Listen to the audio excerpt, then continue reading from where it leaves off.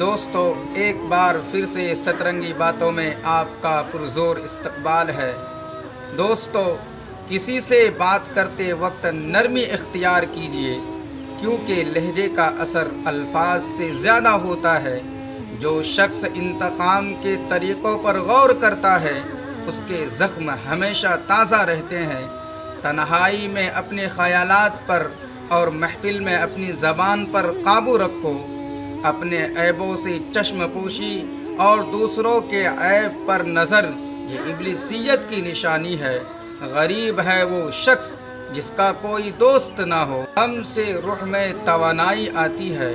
خدا کی نظر میں وہ شخص بلند ہے جس کے اخلاق اچھے ہو۔ عادت پر قابو پانا کمال فضیلت ہے۔ صدقہ دینا 72 قسم کی برائیوں اور مصیبتوں کو ختم کر دیتا ہے۔ شکریہ۔